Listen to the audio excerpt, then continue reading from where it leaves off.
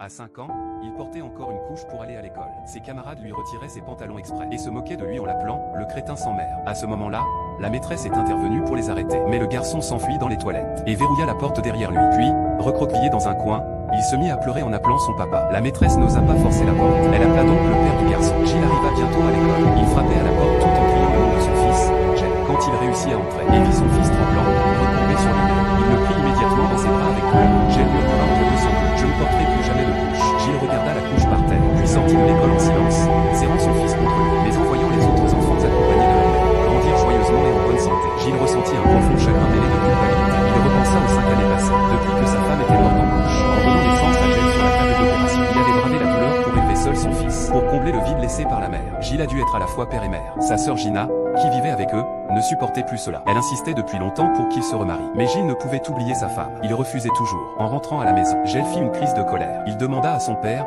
furieux, pourquoi les autres enfants ont une maman et moi non. Voyant son fils si triste, Gilles accepta finalement de se remarier. Gina sortit aussitôt des photos de candidates qu'elle avait déjà sélectionnées. Gilles ne se souciait ni de leur beauté ni de leur réussite. Il voulait juste quelqu'un capable de devenir une véritable mère pour Gilles. Pour tester cette candidate, Meher, Gilles apprit qu'elle irait au temple ce jour-là. Alors il s'y rendit à l'avance avec Gilles. Lorsque Meher entra, Gilles laissa discrètement Gilles seul et partit s'éloigner. Puis il se déguisa et se cacha parmi la foule, pour observer silencieusement chaque geste de Meher. Quand Gilles réalisa que son père avait disparu, il courut dehors en pleurant pour le chercher. Meher entendit du bruit, et lui offrit des bonbons pour le consoler. Puis elle lui demanda gentiment « Où sont tes parents ?» Gilles répondit tristement « Ma maman est partie. » Touché, Meher le serra dans ses bras, puis l'emmena à la cabine d'information pour retrouver ses proches. Après ce test, Gilles fut convaincu par le caractère de Meher, et alla enfin vers eux pour reprendre son fils. Mais Meher arracha l'enfant de ses mains, et lui dit froidement « Regardez-vous, à votre âge, on ne dirait même pas un père. » Puis elle appela les gens autour, et ordonna « Emmenez cet homme au poste de police. »